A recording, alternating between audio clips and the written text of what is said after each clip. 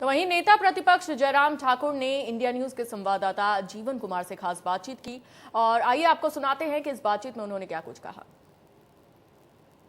नमस्कार, मैं हूं जीवन कुमार और इस वक्त खास बातचीत के लिए मेरे साथ मौजूद हैं नेता प्रतिपक्ष जयराम ठाकुर जी। सर, आपका इंडिया न्यूज में स्वागत है। Thank you. सर, सरकार कह रही है कि सब कुछ सही चल रहा है, फिर विरोध क्यों? उनके हिसाब से ठीक चल रहा है, लेकिन प्रदेश की जनता के हिसाब से ठीक नहीं है। अगर ठीक होता तो ऐसी संख्या नहीं होती यहाँ पर धरने इस प्रदर्शन के लिए। और ठीक ना होने की वजह यह है कि पिछले 10 महीने से हिमाचल प्रदेश में बदले की भावना के साथ काम हो रहा है। सारे विकास कार्य रुके पड़े हैं। झूठी गारंटियां देकर के सत्ता में आए थे और अब भी झूठ बोल करके अपनी बात करने की कोशिश कर रहे हैं। लोगों ने इस बात को लेकर के कम से कम इनसे कहा कि आप आपदा की घड़ी में तो झूठ मत बोलो। बहुत सारे प्रश्न विधानसभा के अंदर हमने किए आपदा से संबंधित, और सचमुच में हैरानी इस बात की है कि इस घड़ी में भी ये सदन को गुमराह कर रहे हैं, प्रदेश को लोगों को गुमराह कर रहे हैं और झूठ बोल रहे हैं। इस कारण से लोगों की बड़ी संख्या आज प्रदर्शन करने के लिए, विधानसभा का घेराव करने के लिए शिमला पहुंची। राष्ट्रीय आपदा पर आरोप प्रत्यारोप का दौर लगातार जारी है। सर, सच्चाई क्या है या कोई डॉक्यूमेंट क्यों पेश नहीं करती पक्ष और विपक्ष? देखिए, सीधी सी बात है, प्रदेश सरकार कांग्रेस पार्टी की है, अपना पक्ष रखे केंद्र के सामने। केंद्र ने मदद की है और एक बार नहीं अनेक बार उनको मदद कर दी, और हिमाचल के इतिहास में सबसे बड़ी मदद अभी तक हिमाचल प्रदेश में इस आपदा के दौरान मिली है।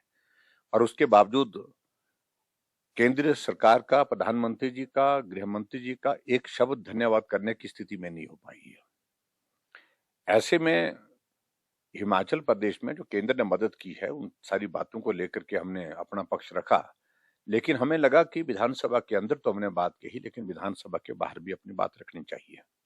और इसलिए जन विरोधी नीतियों के कारण जो नाराजगी, एक निराशा, एक बहुत आक्रोश लोगों के मन में है, वो आज जाहिर हुआ है।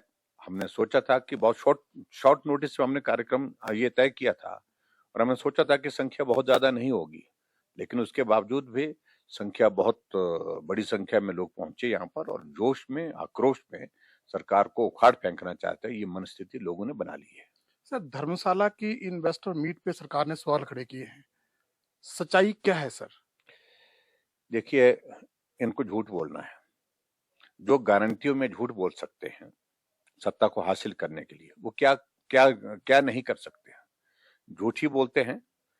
और इन्वेस्टर्स मीट धर्मशाला में हुई, बहुत सफल कार्यक्रम हुआ। प्रधानमंत्री जी उस कार्यक्रम में आए और बहुत बड़ी संख्या में एमओयू हुए और एक साइजेबल इन्वेस्टमेंट भी उसके अंतर्गत आया। और उस कार्यक्रम के ठीक 1 महीने के बाद हमने उसकी ग्राउंड ब्रेकिंग भी कर दी। 13,600 करोड़ से ज्यादा की ग्राउंड ब्रेकिंग अमित शाह जी ने की यहाँ पर। अगर ग्राउंड ब्रेकिंग 13,600 करोड़ रुपए की हुई तो सीधी सी बात है कि हमारी इन्वेस्टर्स मीट जो हुई वो सफल हुई है। आपने सरकार को महाठग कहा है सर। मैं इसलिए कह रहा हूं क्योंकि ठग करके लोगों को सत्ता में आए हैं और ठग करके सरकार को चलाना चाह रहे हैं, और ऐसे महाठगों की सरकार है ये सच्चाई भी है, हकीकत है, लोग बोल रहे हैं इस बात को। आपके धरने और आक्रोश का भविष्य क्या रहेगा सर? देखिए, यह हमने चेतावनी दी है सरकार को, निश्चित रूप से सुधर जाओ, नहीं तो लोग तुमको सुधार देंगे। और ये संदेश आज के इस कार्यक्रम से गया है। जिस तरह से इनको लग रहा था कि जनादेश इनके पक्ष में है, जनादेश इस तरह का नहीं है जिस तरह के ये सोच करके बैठे हैं, और जनादेश में मामूली सा अंतर है।